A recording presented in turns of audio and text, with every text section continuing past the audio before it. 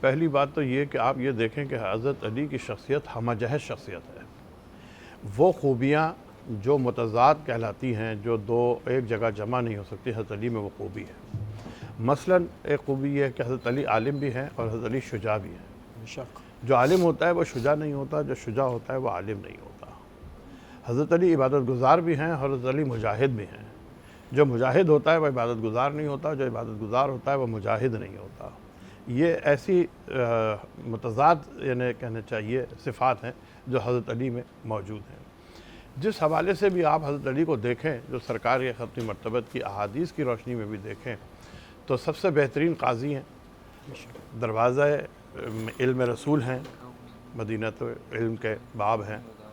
اس حوالے سے بھی شجاعت میں اگر آپ دیکھیں تو ضربت علی یوم الخندق افضل من عبادت الثقلین، ایک ضرب ثقلین کی عبادت سے بھاری ہے آپ کی، اگر آپ شجاعت کے حوالے سے دیکھیں. اگر آپ عبادت کے حوالے سے دیکھیں تو پروردگار عالم نے 3 روزوں کے عوض جنت دے دی ہے. اگر آپ ایثار کے حوالے سے دیکھیں تو اپنی زندگی قربان کر دی اور آیت نازل ہو ناس من یشری نفسہ ابتغاء مرضات اللہ واللہ رؤوف بالعباد. یہ مختلف جہتیں ہیں حضرت علی کی. اس کی وجہ کیا ہے اب حضرت علی کی شخصیت کی؟ وہ یہ کہ ظاہر ہے کہ دیکھیں یہ کہ تربیت کس نے کی ہے، پالا کس نے ہے. کائنات کی سب سے عظیم ہستی بعد خدا تو یہ بزرگ قصہ مختصر تو سرکار ختمی مرتبت نے پرورش کی ہے. خود مولا کائنات نہج البلاغہ میں ارشاد فرماتے ہیں کہ جب میں پیدا ہوا تو خانہ کعبہ سے رسول مجھے اپنے گود میں لے گئے اور پھر مجھے رسول نے پالا. مجھے اپنے ساتھ بستر پر سلاتے تھے اور رسول مجھے ایسے غذا کھلاتے تھے جیسے پرندہ اپنے بچے کو کھلاتا ہے. پہلے اپنے دانتوں سے غذا کو کترتے چباتے پھر میرے منہ میں دیتے. میں رسول کے ساتھ بستر پر سوتا تھا. پہلی غذا جو سرکار ختم مرتبت نے حضرت علی کو دی ہے خانہ کعبہ سے جب فاطمہ بنت اسد لے کے نکلی ہیں، وہ اپنا لعاب دہن ہے، زبان چسائی ہے. تو اب زبان چسائی، یہاں پر زبان چسانا جو ہے وہ اہل بیت کے اس میں یہ استعارہ ہے علم دینے کا. اچھا یہاں لوگ اعتراض کرتے ہیں، میں بہت سارے اعتراض کا جوابات بھی دوں گا. جو خیالات آتے ہیں لوگوں کو ذہن میں، کچھ اعتراض کہہ لیں یا خیالات یا سوالات کہہ لیں کہ سوالات آتے ہیں یہ کیسے ہے. اب یہ میں جدید ترین مثال سے سمجھا رہا ہوں کہ زبان چسائی تو یہ کیسے ممکن ہے صاحب، 1 منٹ میں زبان چسائی اور علم جو ہے وہ ادھر سے ادھر چلا گیا. بالکل کم سے کم موجودہ دور کے لوگوں کو یہ سوال نہیں کرنا چاہیے.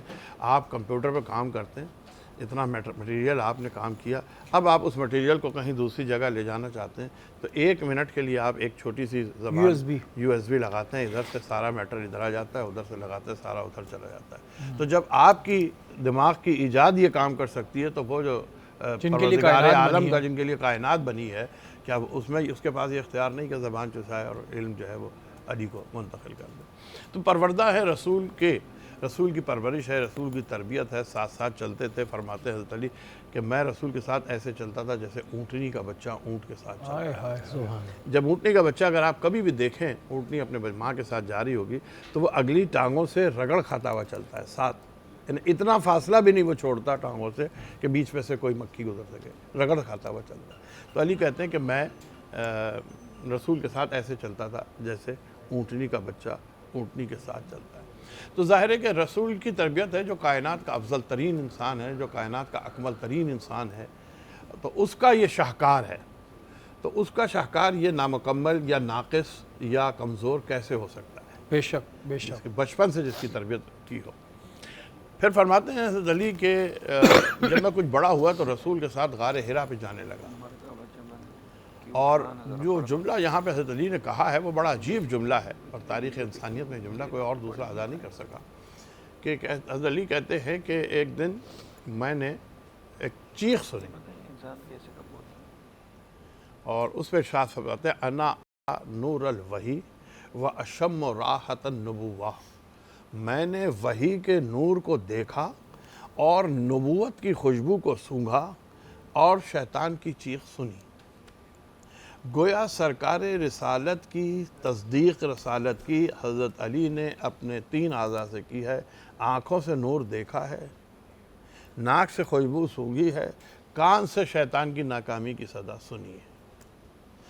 تو رسول کی رسالت کی گواہی دی ہے کہ کہ یہ ہے رسول کی رسالت کی گواہ۔ تو حضرت علی کو پالا اور پرورش کیا، تو اب وہ جس فن میں، جس شعبے میں چلی جائیں، آپ دیکھیں خود سرکار کی زبانی، قرآن کی آیتیں الگ ہیں، خود سرکار کی زبانی بھی جو علی کی تعریفیں بیان ہوئی ہیں وہ ایک کامل انسان کی طرف اشارہ کرتی ہیں۔